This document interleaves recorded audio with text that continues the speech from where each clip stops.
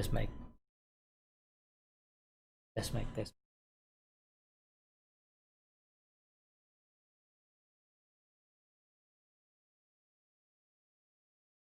Test mic.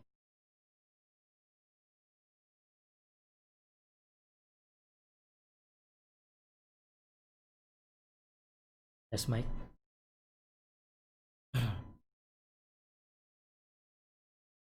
Test mic.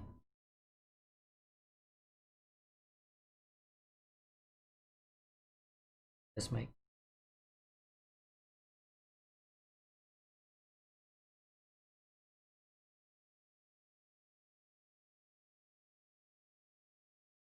Back na? Ah, okay. Okay, sir. Yo. Balik tayo. Okay. So, dito na tayo sa pin. Maganda to pag-aralan eh. Guys, no?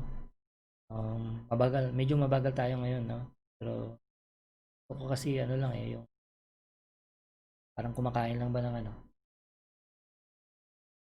Karni ba? Tandaan lang. Absorb ba? Absorb yung katas ba? So, itong pin dito, makikita ninyo, no? Reset. May makikita yung reset pin. Ayan. So, paano natin gagamitin yan? Meron na tayong reset, manual reset button dito, no? Di ba, naghang yung program natin, no? Hindi siya pwede natin i-reset. Okay, reset is equivalent to reboot o parang nag-re-upload tayo ng code natin. Lahat makiklear yan eh. Teka, kailangan i-detail natin. Kung yung reset, mga variables na nasa memory, yung ba mag-evaporate din ba?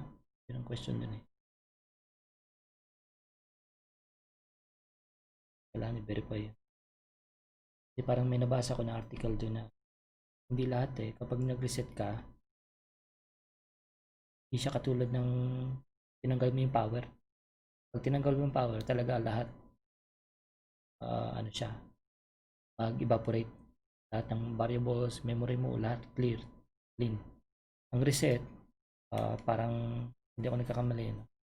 Parang ano lang yan, nireset mo yung program mo, nirun mo lang siya ulit, pero there's a probability yung mga variables mo bago mo nireset yan, maaaring andun pa.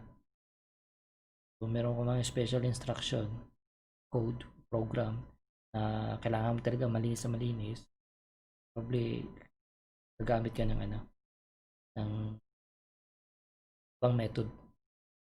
Gagamitin mo yung power para i-reset yung whole program mo.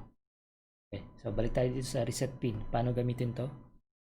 Okay, based dito sa ating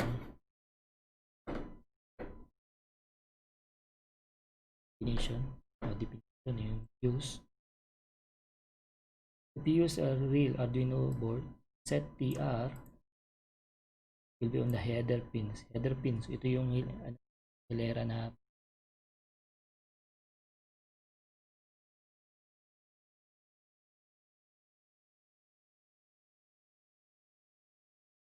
take a wire from a reset pin and a wire from ground nga. So, ground lang ang gagamitin natin, no? Pero hindi permanent, no? Hindi permanent. Hindi mag-on yung board mo kung talagang naglagay ka ng wire dito, tapos itong reset pin, tapos nilagay mo sa ground. Dapat lang, kung i-reset mo, parang push button lang, no? Yung once na ma-detect ng reset, yung ground, mag-reset yan eh. I-release mo na after nun.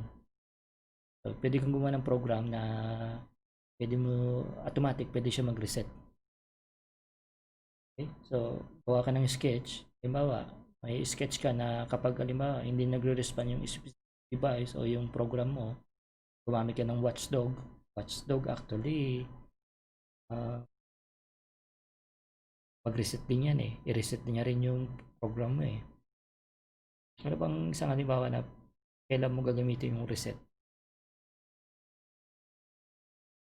Meron kang sensor o nag-overheat ka? Okay. Pwede siguro, no? Kung halimbawa nag-overheat ka at yung algorithm mo doon para mag-run yung exhaust fan, hindi gumagana, pwede mo i-program yan. Paganahin yung reset program, yung program. Okay?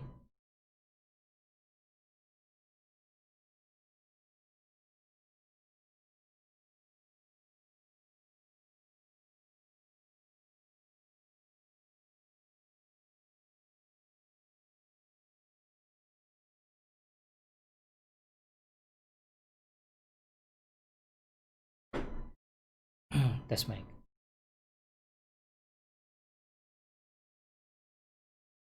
Tinetesting ko yung mic ko kasi sigurado kung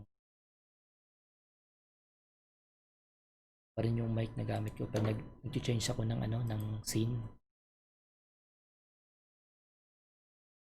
Okay. Kaya dito, no?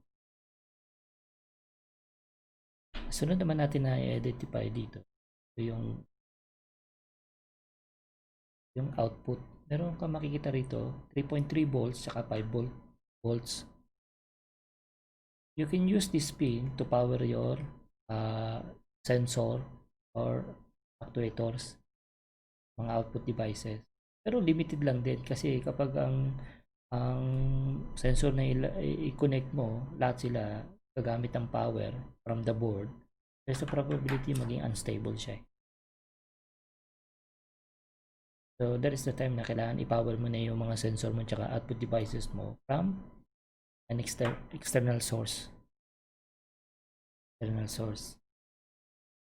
Yeah, identify natin ngayon yan kung how much power yung kailangan natin.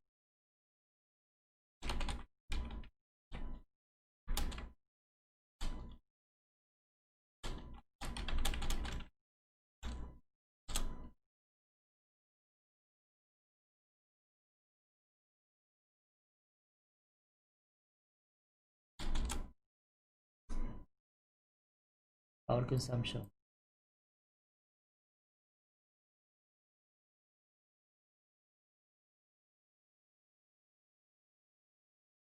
Simple modification. Power consumption goes down 54 microampere.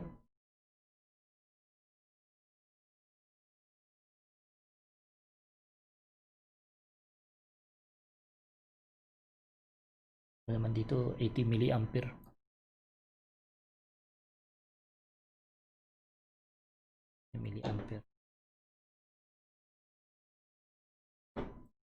Power.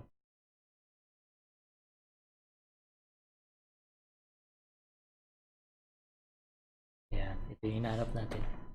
What is the maximum DC current per input pin of Arduino? Kung meron tayong device, sensor o output, so ito lang yung ating limit, 40 milliampere.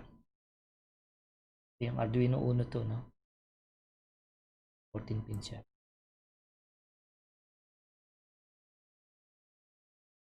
DC current per output pin. Maximum DC. Pero kung device na gagamit ng more than that, ay i-power mo na siya from external source. Otherwise, magiging unstable yung board mo.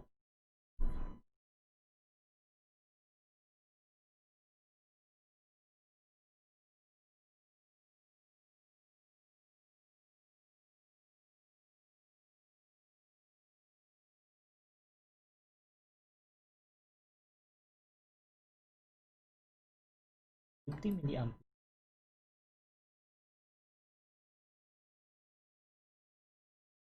Uno, 40 milliampere. Itong mega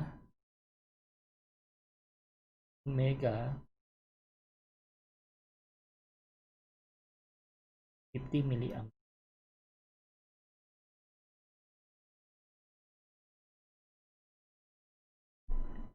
Milliampere naman. Hindi masyado nagkakalayo. 10 milliampere lang yung difference. Daling salita, wag natin ibigay lahat yung Wag natin i-power yung mga devices natin from Arduino board. Much possible i-power natin siya from external source. Pero kung kahit yung LED actually, kung marami ka ng LED connect dyan, malakas na yan eh. Kumain ng itandaan nyo, no? Itong board na to, meron din siyang limit yung maximum draw, current draw.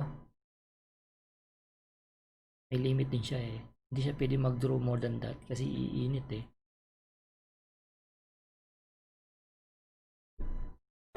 Iinit siya. Hindi ako expert sa electronic, no? Pero yun ang pagkakaintindi ko. Pakicorrect na lang kung tingin nyo merong mali doon. Okay, so continue tayo, no? Dito sa board na to makikita nyo merong 3.3 volt tsaka 5 volts. So, meron kayong mga sensor o mga actuators o servo motor. Pwede nyo i-power dito. Okay, kung mangilan-ngilan lang naman. Pero nakita nyo gumagapang na, hindi na nag-ooperate, automatic reset na yung board ninyo, probably baka nag-over ano na kayo, underpowered na yung board. So, malaki yung draw ng output devices o yun ng sensor. Okay, so kaganina napag-usapan na natin itong B-in. Okay, pwede nyo i-power yung board, okay, from B-in, pero make sure yung voltage na ilagay nyo rito 5 volt peaks regulated. Hindi pwede mag-fluctuate kasi pwede masira yung board.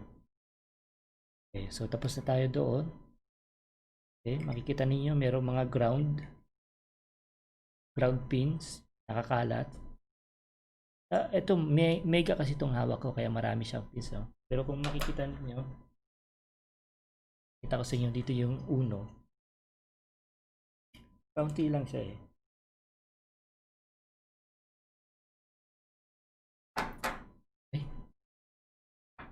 Mega rin pala to. Ito na lang, Ethernet board to pero ito yung ano niyan, form factor na. Ito uno yan. Ito yung ground.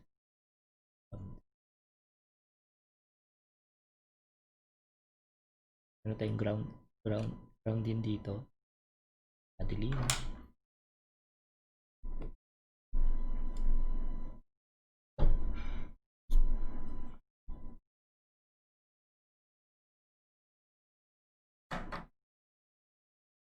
Yan.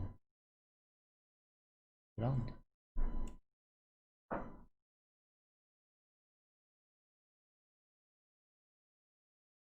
Negative yan. No? Doon sa mga hindi pa masyado familiar sa electronics, ang ibig sabihin lang naman ng ground, negative. Kasi ang DC voltage, may dalawa tayong polarity, isang positive, isang negative. So, yung ground,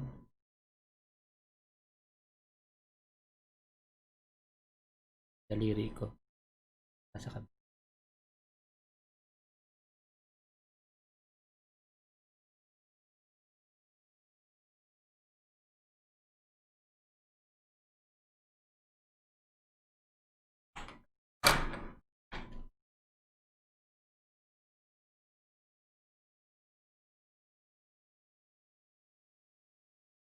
Actually, Ethernet expansion shield to hindi to Arduino board. Pero pinapakita ko lang sa inyo, ito yung itsura niyan sa tapat. Parehas yan ng Arduino.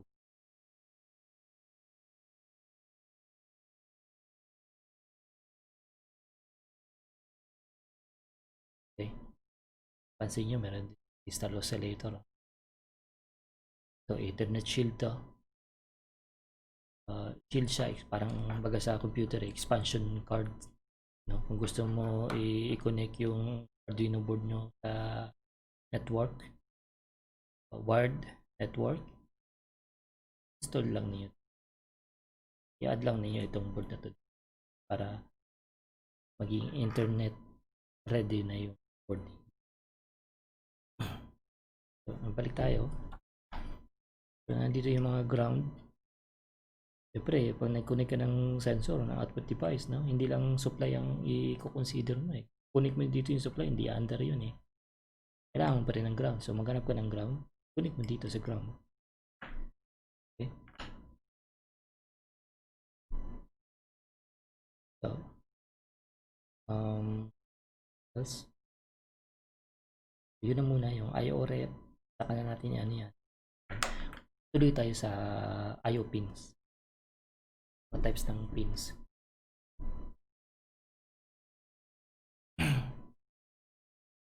Tayo dito.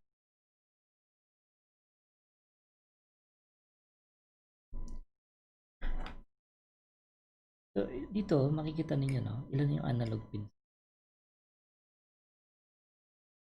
15. 15 means 16 kasi nag-start siya sa 0. Okay? So, analog pins, meron tayong 16. Okay?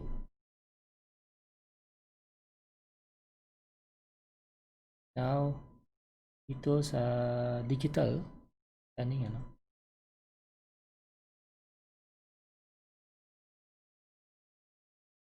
nag-start ng 1. Starting 1.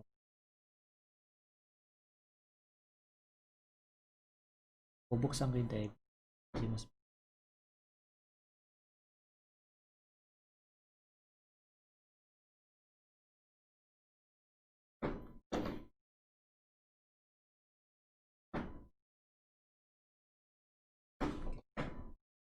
Arduino Uno ito, no? Guys. Starting from pin 0 to 1. Okay?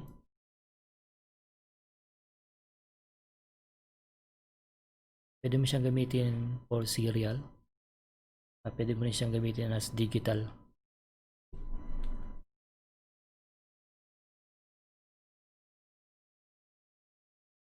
So, from 0 to 13 is digital. Okay? Digital. Meaning to say, 14 pins. 14 pins, pwede mo siya i-configure as digital input or output.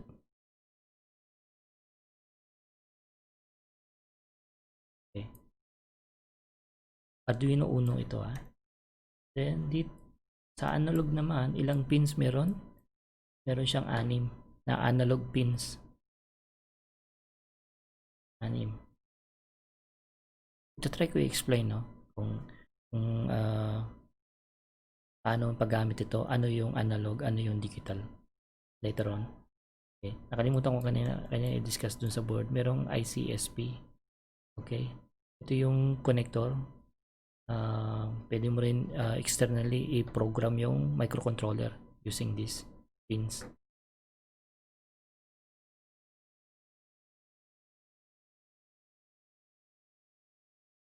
Okay. Balikan na lang natin yan. So, ulitin ko. Meron tayong 14 pins. Meron tayong 14 pins available sa Uno. Kanina, mention ko 16 nata eh. Okay.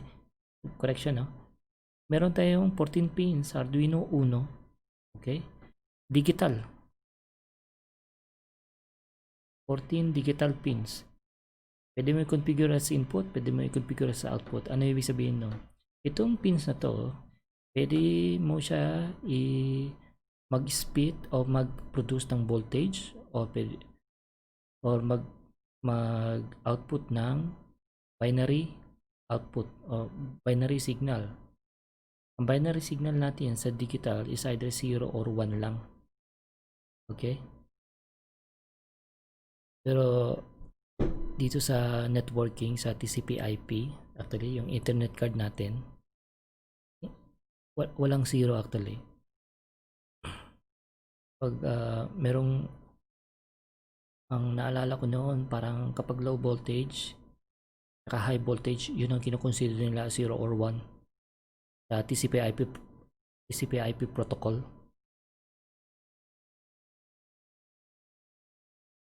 Pero dito sa ating Arduino board, ano siya, flat siya. It's either 0 or 1. Voltage, with voltage or without voltage. Okay, so kapag output siya, hindi siya mag-produce ng voltahe. Itong pin na to. Voltahe. Ang voltahe na i-output niya is either 0 voltage or 5 volts.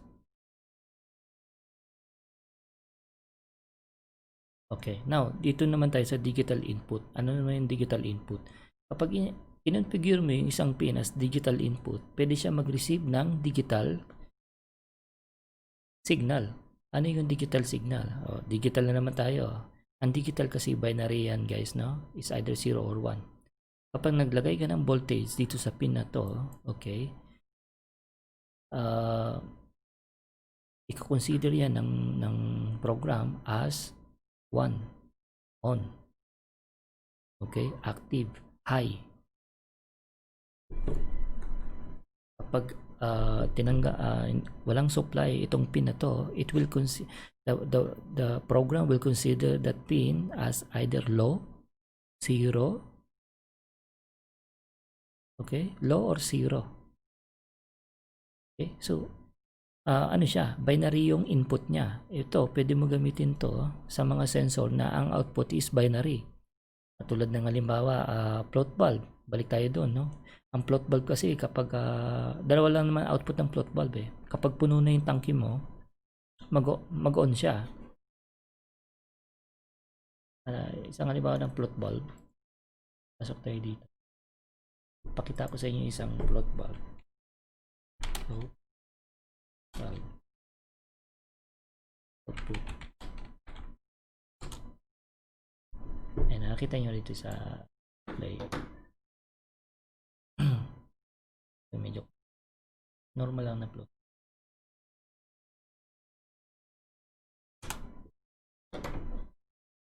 Ito makikita nyo ito sa ano eh, mga swimming pool, sa mga tangke. Pero ito hindi to electronic. Okay? So, makita nyo ito, no? Kapag ang tubig tumaas, itong balloon na to, okay, itong floating device na to, aangat yan eh. Kapag umangat yan, sasara yung bulb. Pag sumara ang bulb, wala nang tubig na papasok. Okay, so ibig sabihin kapag puno na, sasara yung bulb. Okay. Now, merong electronic float bulb.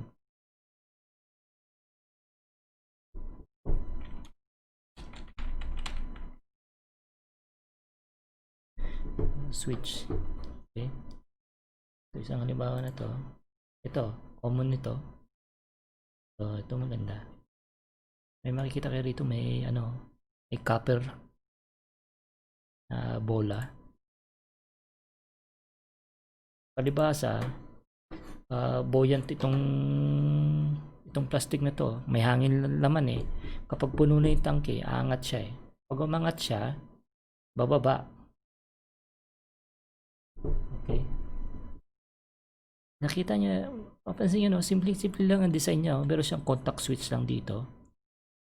Kapag bumaba siya, itong mabigat na bola na to, mabigat na bakal na to na bilog, tutulak niya itong lever na to. Kapag tinulak itong lever na to, itong contactor switch, yung contact switch na to, mag-switch on siya. Okay? So, pwede mo i-directa to sa water pump. Mag-close loop. Mag-close loop. Okay? So, pwede mo i-configure yung ito. Pwede mo gamitin to sa Arduino. By the way, no?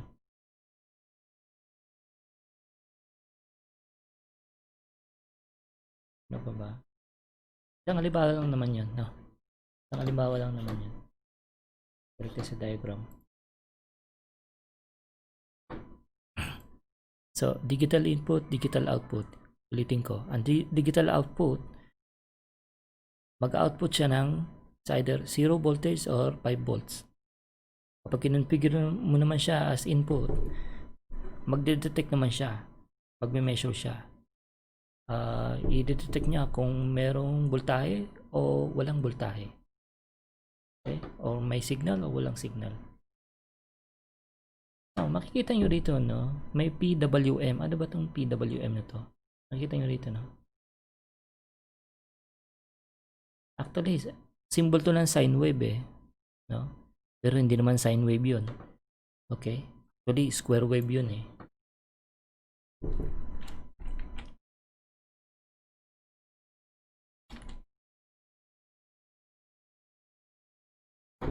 Ayan o. Square wave siya. Ang sine wave, actually, is analog.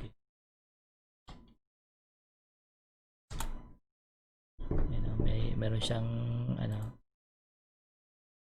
ito yung sine wave. Ito makikita nyo ito kadalasan sa mga analog generator.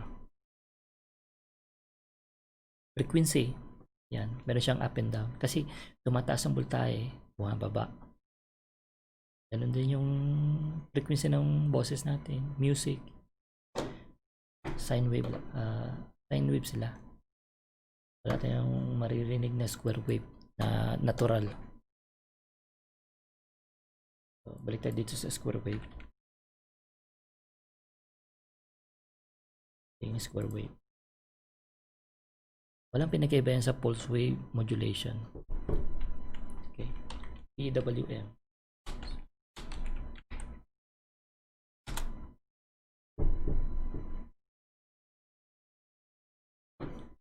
Ito ginagamit to, pwede yung gamitin to sa dimmer, light dimmer. Try ko lang kung pinakamatagal ata to na session na. Okay. Balik tayo. Okay. Okay ba sir? Wala, baka may nakatulog na dyan ha. Ano, sabihan nyo lang ako ha. Okay. So ito, pulse width modulation. Okay, saan ginagamit ito? Light dimmer, no? Light dimmer. Yan, pwede yung gamitin. Okay? Mas mataas yung duty cycle, mas madalas yung voltahe na i-apply. Okay, ito isang halimbawa ng pulse width modulation. Zoom ko lang.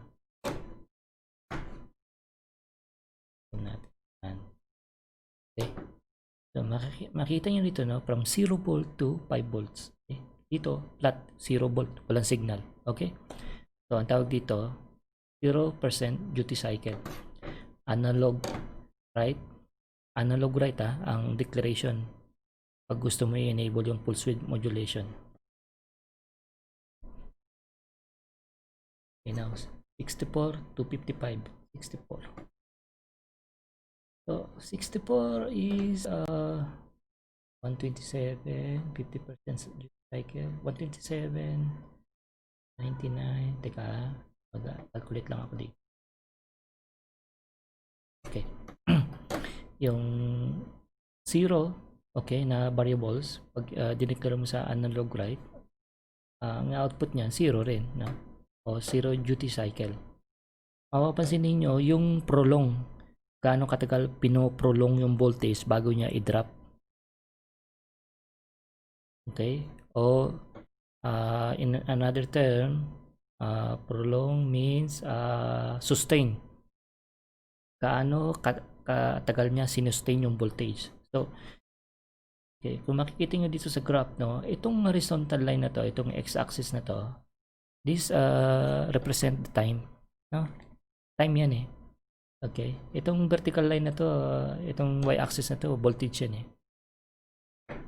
Okay, so ito, makikita niyo, no, mas madalas mo i-sustain yung voltage. Okay, mas consistent yung voltage. Ibig sabihin, pag in-apply mo to sa ilaw, pwede ka makapag-create ng dimmer. Tsaka ano to efficient ito pagdating sa consumption, no? Kasi kung mapapansin nyo sa sine wave, meron siyang starting point, tsaka may maximum, tapos pabalik na naman sa minimum. Kung i-analyze yung maigi yan, actually makikita ninyo na mas efficient pagdating sa power saving ang square wave.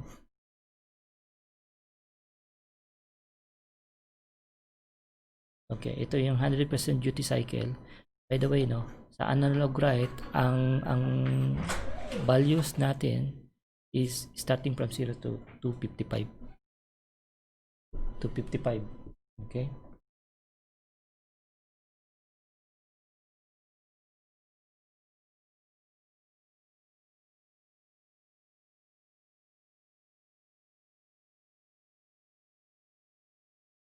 Okay. Guys, pasensya na kayo sa kung medyo maingay yung bata. Okay. So, balik tayo. Dito sa analog, makikita ninyo, no? Mas mahaba yung duration. Okay. Mas mataas yung duty cycle. Okay. Ito magagamit nyo sa dimmer. Ulitin ko, no? Okay. So, dito sa 25% duty cycle, makikita nyo kung gaano katagal niya sinustain yung voltage bago niya binagsak sa zero. Okay. Okay. So, ito yung pulse wave modulation. Okay. Actually, this is another type of function generator, square wave. Nag-produce ka ng square wave. Now, yung timing, yun ang kailangan i-verify natin kung yung timing ito, paano. 0 to 64. Ano ba to? Is it in milliseconds or in seconds? Microseconds? Tingnan natin.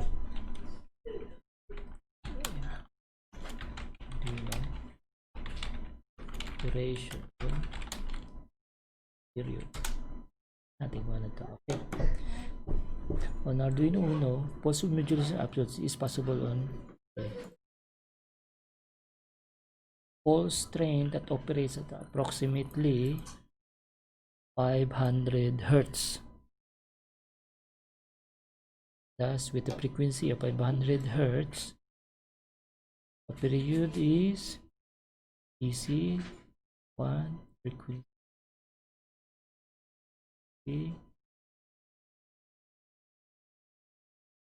approximate 2 milliseconds. 2 milliseconds, 1 unit.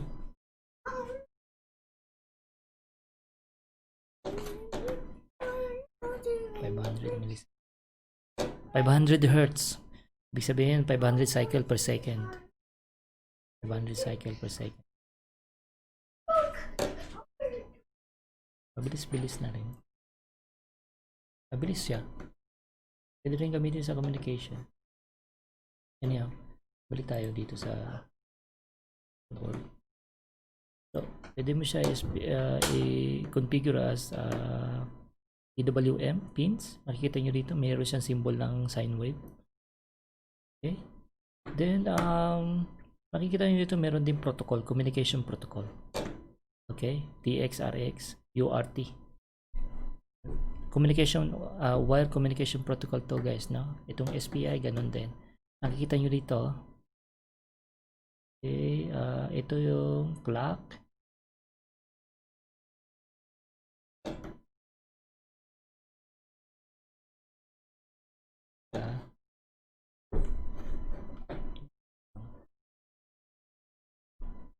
SPI term.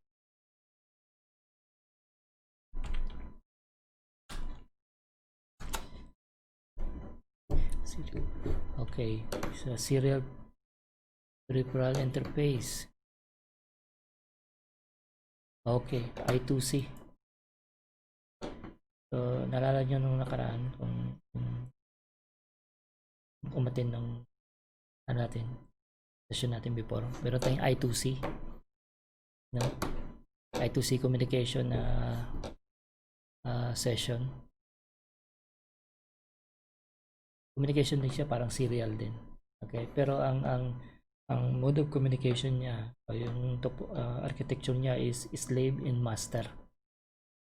Slave master. In the future pa aralin din natin ito.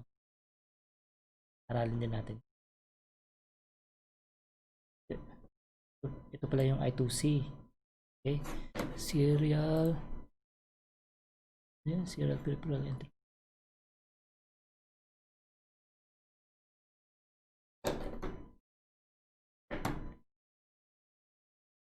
Okay. Pwede mo rin i-configure to as I2C. Pero ito yung ano niya, default na talaga na pina I2C, which is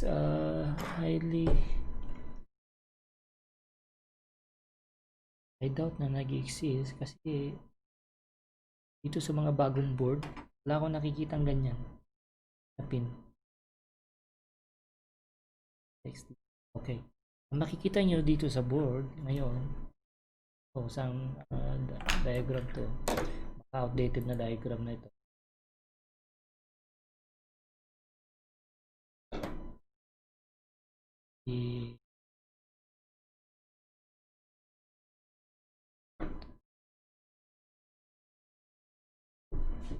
Makikita nyo dito,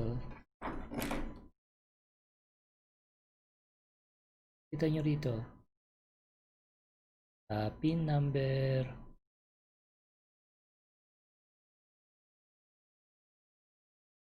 2120, SDA and SCL.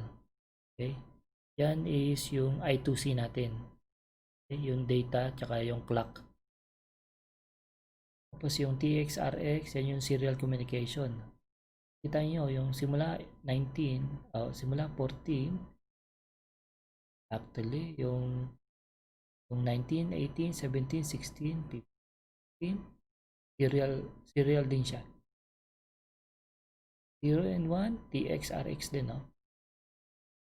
So, mas maraming serial communication pin yung UART pin ang Mega.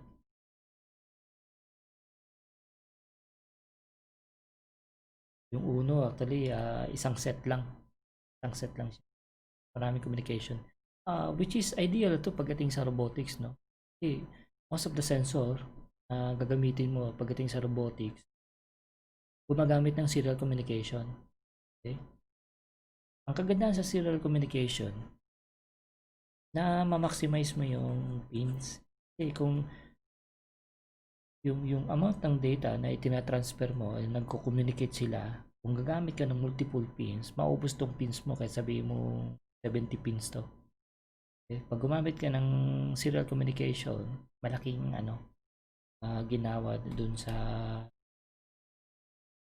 project mo kasi napakalaking data yung ita-transfer mo without using too many pins. Imagine, no? 2 pins lang gamit mo pero ang dami mong data na ita-transfer. Pwede ka mag-transfer ng data like Morse code type, no? Pero gamit ka ng halimbawa ilang pins, 8 pins, 10 pins. Pero imagine mo 8 pins na 'yon kung halimbawa yung dalawa lang pwede ka mag-transfer ng data. Ang laking katipiran eh.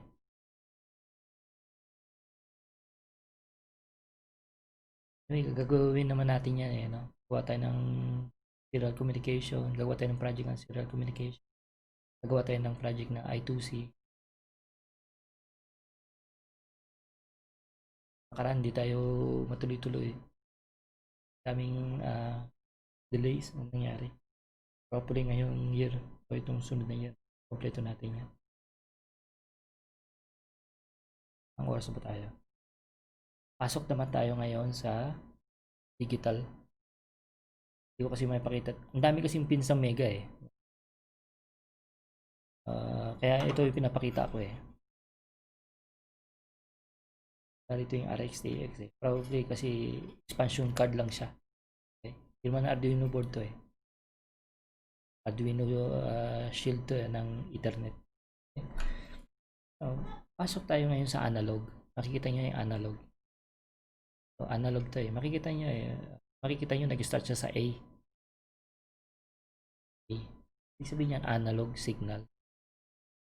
Okay, mag-measure yan ng voltage. Okay. Pwede nyo gamitin to sa mga devices o sensor na analog yung output. Okay. Analog yung output ng sensor ninyo.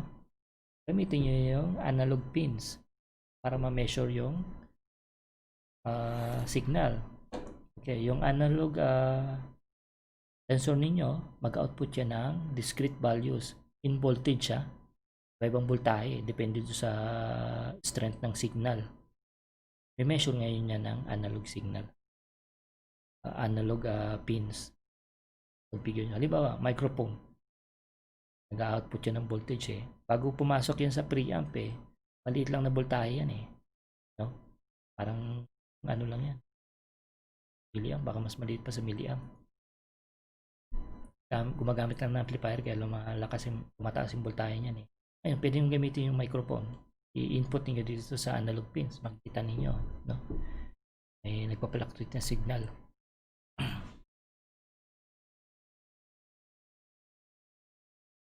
Okay. So, maraming analog sensor. Hanap tayo ng analog sensor. Yung thermostat, temperature. Possibly analog yan eh. Pero yung DHT natin digital eh. Papansin niyo. DHT siya eh. Yung ibig ko sabihin yung DHT sensor. No? Teka, analog temp sensor. Natin ang analog temp sensor. Yan. Ito mga analog to.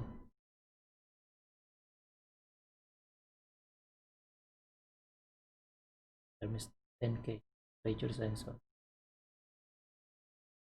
Wala kang makikitang DHT rito. Kasi ang DHT natin, kung mapapansin ninyo, no? Hindi natin siya dineclare kapag gumagamit tayo ng DHT. Hindi siya nakadeclare as analog eh.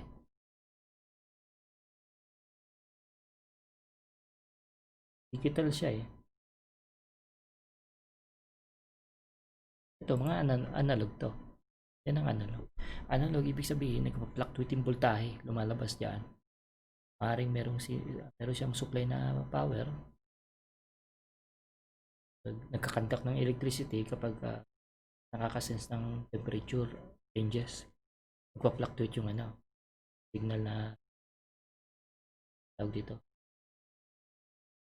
Yung signal. So, ang output niya, voltage. Yan, analog yan. Oh, yung DHT natin, bago tayo, kasi one time na nagiging puzzle din sa akin dito eh. Mapapansin niyo no?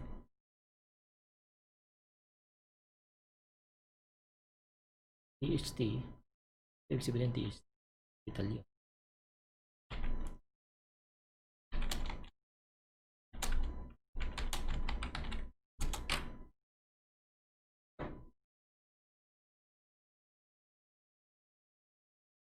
Humidity sensor. Humidity temperature eh. Hindi ako dyan eh digital eh. Digital humidity temperature sensor. Sensing humidity.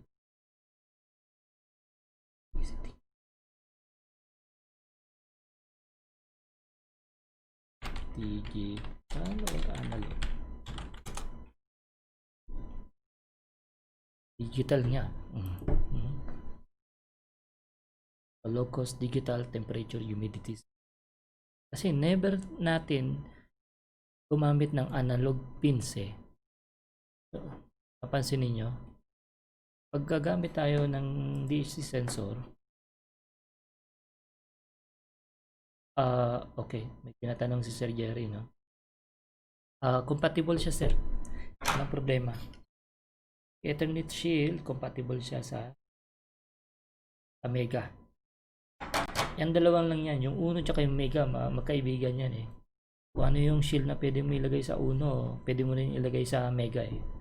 Okay? Nakapiggyback na eh.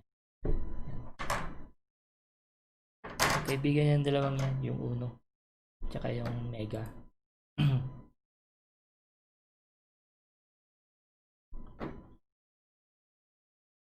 So, balik tayo. DHT. Ano lang trivia lang naman, no? Trivia lang. Baka may magtanong eh. At least, masagot na rin natin. Kasi masyado tricky eh. Nung unang ginamit ko itong DHT, may nagtanong sa akin, hindi ko nasagot eh. Tataka rin ako. Tataka rin ako bigla eh. Di ba? Thermostat eh. Analog ang output niyan eh. Bakit digital pin yung gamit natin? Wala, kina-convert na yan into digital automatically. No analog input pins ni. Diba? Kasi nga, digital, humidity, temperature. Kung paano niya ginagawa yun, paano niya kinakalculate yun. Subject for study pa. Research. Curious din ako eh, paano niya kinoconfigure yun eh. Ito yung IC. Okay. Oh.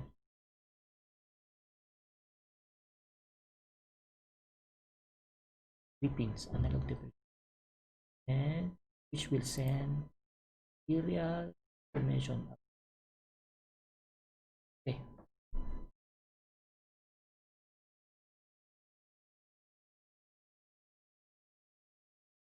Ano natin ngayon? Ano bang chip ng DHT?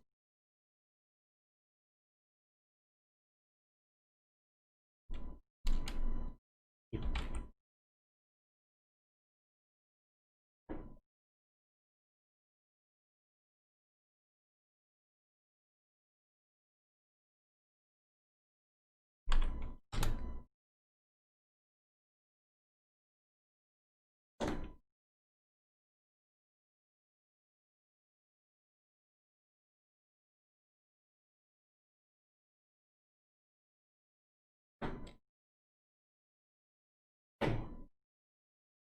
Dun sa ano niyan, material chip niya, material documentation niya, makikita natin yung ano eh, schematic diagram niya. So LM35 yung ano yan eh, EM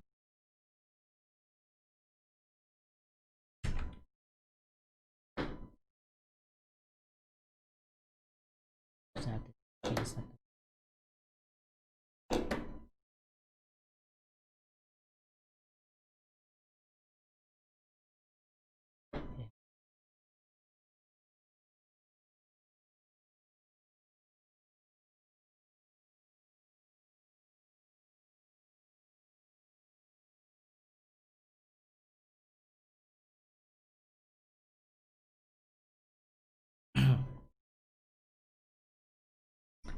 Schematic.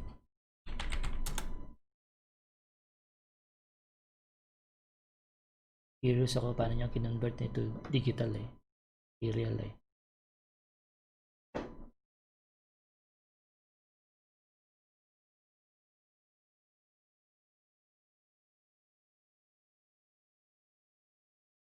Ang output niya is serial. Yan ang sabi eh. Okay. Okay. So, ito yung itsura niya. Itong sensor. So, meron siyang board na nagpo-process ng serial. Yung serial data na na-receive ng transistor, pinoprocess na, kino-convert na into serial data.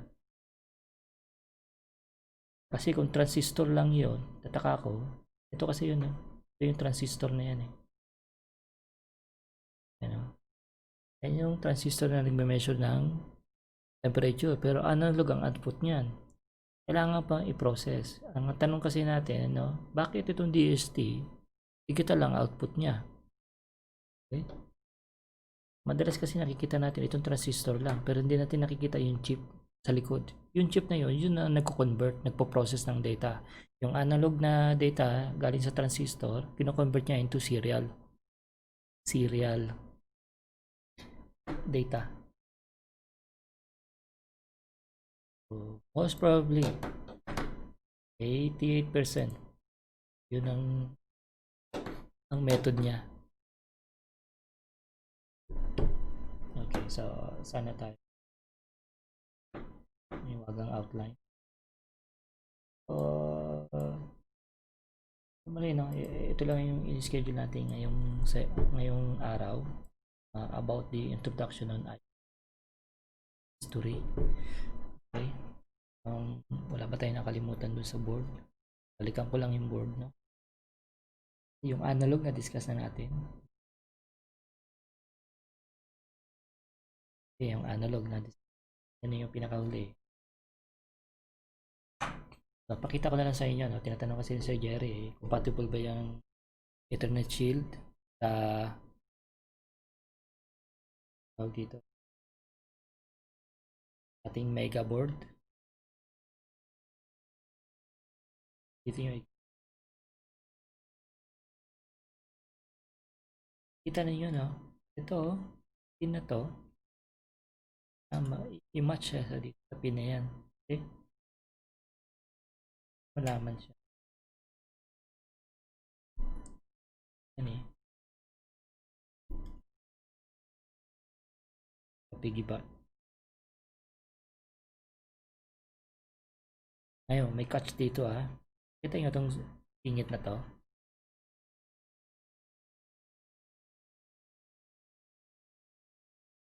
Delikado yan eh. Hindi mo pwede i-press ng gusto eh. Mag-short siya eh. Kaya ako, ang ginagawa ko, naglalagay ako ng tape. Ayan o. Nakita nyo may tape. Baka magkamali, biglang madiinan eh. Dumikit eh. Luto yung board eh. Maluluto siya. Yung board niya. So, ganyan lang. So, sira actually ito na. Tulog to. May AK siya eh. Paraan kasi. Yan. Programa ko. Merong bakal at lalim.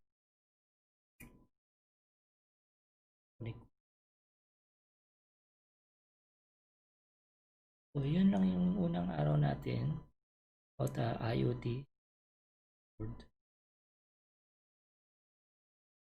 Friday, try natin i-discuss yun.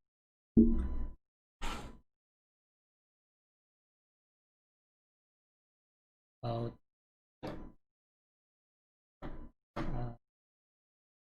mabilisan lang naman. Yeah, I assume marunong na electrical, pero maganda i-refresh na rin natin. Okay? Dito sa ating lesson project, kuryente yung pinag-uusapan eh. Importante na alam din tayo sa safety. Importante ito. Direct tayo eh. Ay sabihin mo na 12 volts lang siya o ano. Merong 12 volts na nakaka-ano rin ha.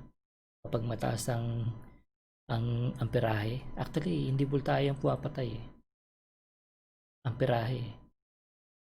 Ampere, current. Mayroon kayong makikita dyan. 12,000 volt. 25,000 volt. 70,000 volts. Pero hindi naman kayo matinag. Parang nakiliti lang kayo. Yan yung static. Nakita nyo yung nag-spark sa daliri natin. High voltage yun. Pero mababa ang amperage.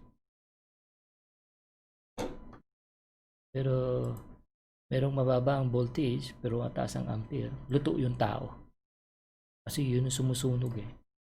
Andun ang ano eh. Andun yung tawag dito. Yung volume. Kasi ang kuryente inihalin tulad yan sa tubig eh. Inihalin tulad siya sa tubig. Which is accurate naman eh. Tutuusin eh. Hindi kasi ako ano eh. Naniwala sa atom eh. Atomist. Ang kuryente is like a liquid. It behaves like a liquid actually. Napansin niyan. Kaya pinag-aralan natin yung magnetism. Mapapansin ninyo, ang kuryente parang tubig siya. Kung maglalaro kayo ng magnet, nakikita niyo yan. Mapapansin niyo. Parang umiiwas siya. Dalawang magnet, no? Halimbawa, gusto mo mag-repel, face mo lang parehas sila, parehas ng poles, north-north o south-south. Nakikita nyo parang may tumutulak at umihiwalay sila. Parang tubig. May tubig. Okay? Merong water flow. Ano siya, dumadaloy. Continuous yun. Tulo. Ayun, yun doon sa kuryente, balik tayo, no? Ang pumapatay doon, ang perahe. Ang pirahe, yan yung volume ng tubig. Meron kang pipe, malakas ang pressure. Yun yung volume ha. Yung pressure pala, yun yung voltage. Okay? Pag mataas ang voltahe, yun ang pressure. Yun ang tumutulak. Yung amperahe, siya yung volume. Yung amount. Kapag meron kang maliit na tubo tsaka malaking tubo, okay, parehas siya ng speed, magkaiba ng current yun. Kasi yung amount ng displacement ng water, magkaiba. Diba? Yung volume per second. Okay? So, ang pressure naman, yun naman ang nag-designate as a voltage. Kaya yung pressure. Isang trivia, no, halimbawa, no, kaya yung labanan ni Nikola Tesla at ni Thomas Edison. Katalo sila eh. Beses, palibasa kasi, negosyante kasi si Thomas Edison. Magaling yan na negosyante. Ang dinevelop kasi niya na supply is DC, direct current. Then Nikola Tesla, ang dinevelop niya is alternating current. Ngayon, meron kasing bid kung sino yung magsusupply sa city. Ano yung type of electricity ang gagamitin. Ang problema sa DC kasi, nagdi-dissipate, nag-attenuate siya over long distance. Saka ang medium mo, copper, kailangan malaki. Kasi masusunog siya. Pagdating sa dulo, baka ilan na lang yung voltahe mo. Kaya yung design ni Thomas Edison noon, kada 100 meters, hindi ako nagkakamali, o 1 kilometer, kailangan merong DC generator na naka-install doon para mag-supply ulit. Baka yung practical. Yan ang problema sa DC. Hindi siya pwede pang long distance. Bumabagsak yung voltahe, gawa ng voltage drop. Which is, yun ang advantage ng alternating current. Hindi siya almost prone siya, hindi siya prone sa voltage drop. No? Yung alternating current, mapapansin niyo, bago pa siya mag-drop nag-change na siya ng polarity. Alam niyo yung pinagkaiba? Meron siya, gumamit siya ng step up at step down transformer. Ginamit niyo yung pressure. So, mapapansin niyo yung mga high tension wire, mataas ang voltahe pero hindi ganun kalakas yung amperahe. Pero vice versa yon. Parang binago lang niya yung itsura ng kuryente. Kasi inversely proportional yung yung current at yung voltage eh. Pinaliit niya yung voltage, pero lalaki naman ang amperahe. Kapag pinaliit mo ang amperahe, lalaki naman ang voltage. Yun yung function ng step down tsaka step up transformer. So kada substation, pag nagkaroon kayo ng transmission ng high voltage transmission, yung step up transformer doon, yung magta-transmit, ipapump niya yung voltage. Lalaki niya yung voltage. Pero maintain yung total. Ibig sabihin, yung watts, yung power, fixed. Okay? Kasi ang formula ng power is ampere times voltage lang naman eh. Kung fix yung power mo, yung watts mo, pag binago mo yung ampere, magbabago rin yung voltage. Inversely proportional eh. Kasi kailangan ma-maintain yung fix na power eh. Okay? So, ang ginawa nila, supply sila 220. Simula sa power generation plant, i-step up nila yung voltage. Tapos ito transmit nila. Walang attenuation. Halos walang attenuation. Ano siya? Immune siya sa attenuation. Hindi nagbabago voltage. Pagdating doon sa receiving end, yun pa rin. Halos yung generation. Kung ano yung original, halos hindi masyado nagkakaiba. So, walang masyadong nasayang na voltage compare sa DC. Pagdating doon naman sa receiving end, i-step down naman yun.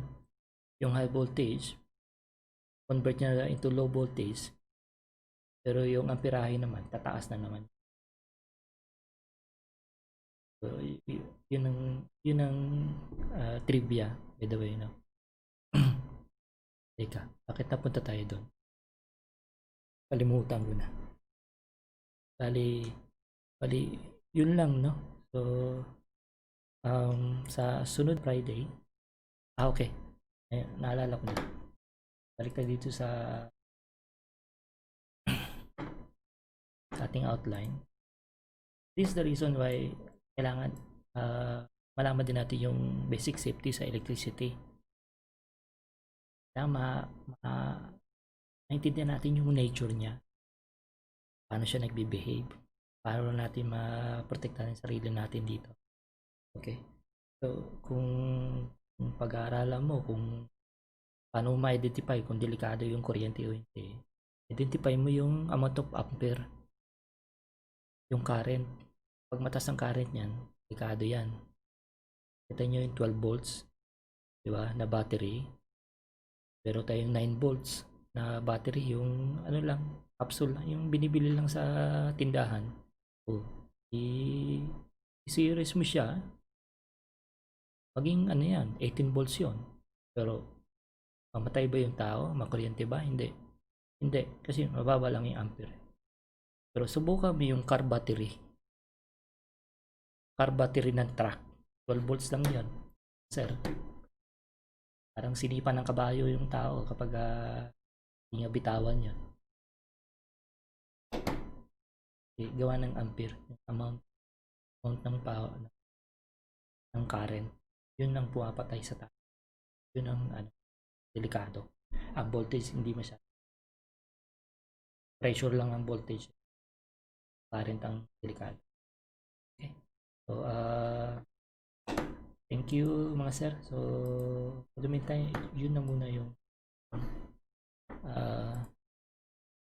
discuss next Friday. Hopefully, proceed tayo dito sa basic safety ng electricity. Pasok tayo sa application. By the way, no, bago ko tapusin yung wrap up yung pakita ko sa inyo yung dito sa course na to.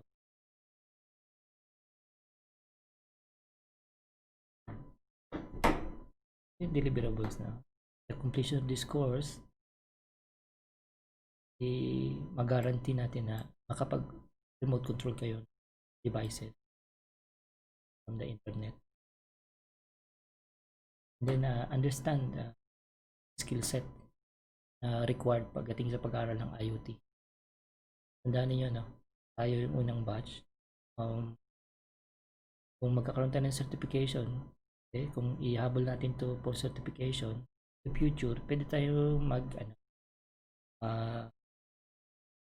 offer ng IoT consultant. Okay, I believe magiging qualified tayo kasi we understand the IoT in depth eh. Pag qualified tayo, hindi tayo offer ng consultancy IoT. Later on, ito na magiging trend eh. Itong IoT technology. Later on, magiging common na ito. Ngayon, malalaking company pa lang ang gumagawa eh. So later on, magkakaroon na ng mga in-house na IoT. Guys, ito, madali lang siya. Madali lang siya mag-enable. Madali salita, may mga devices kayo, kung gusto nyo i-enable, convert internet-enabled devices, napakadali na eh. Lalo na kapag napag-aralan natin ito eh. Later on, magiging common na siya as common as household devices na. Hindi na tayo mag-operate, hindi na tayo mag-consultancy, hindi na tayo maging IoT technician. Wala rin pinikaiba yan nung nakarang dekada na bago pa lang yung computer technician eh. Kaunti pa lang yung mga computer technician.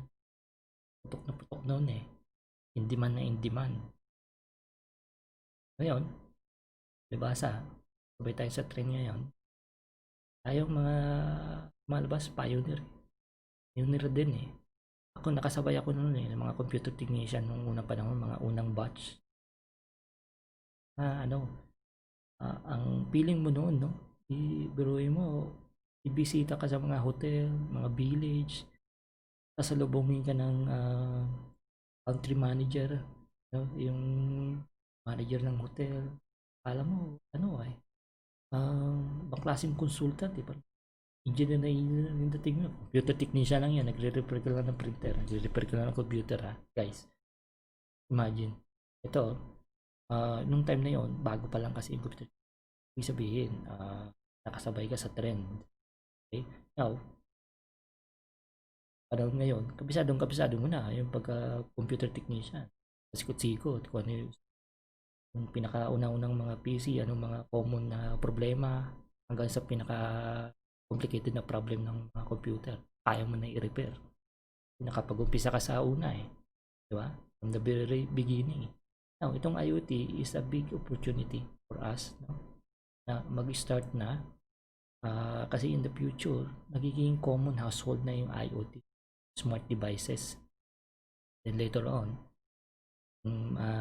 kakasabay tayo dito sa ating training, there's a big possibility na pwede kayong mag-consultant, mag-IoT consultant, engineer, technician, or supports mga IoT devices kasi magiging common na to.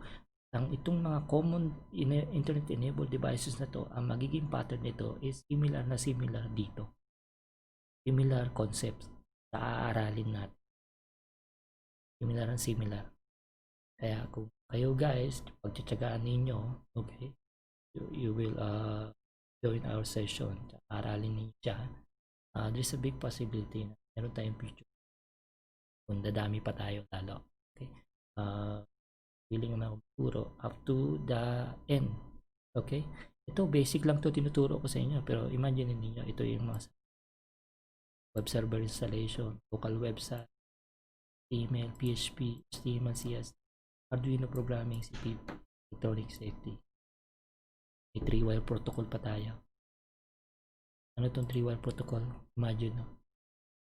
Baka ma-enable mo yung Arduino board mo, communicate sila over very long distance wire using only 3 wires.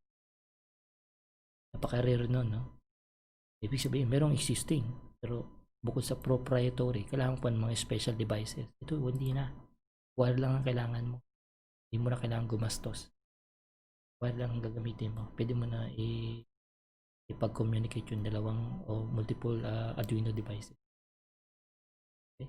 Open source siya, libre. Balik tayo.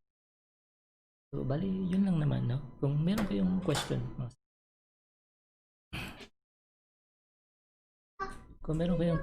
sir, paki-post lang. Hindi pa masyado pulido yung ating session, no? Kasi most of the time impromptu tayo, tsaka as much as possible maging spontaneous yung ating session. Mas magiging maganda sana siya kung halimbawa ay tayong question and answer. Meron din mag-participate sa question and answer portion. Anyhow, tapos na tayo. So, I wrap up ko na itong session. Kung meron kayong tanong, sir, bigyan ko kayo ng mga 15 seconds para i-habol doon sa chat room. Kung wala na pong tanong, so bali yun na lang. Next Friday, hopefully makabalik kayo, maka-join kayo.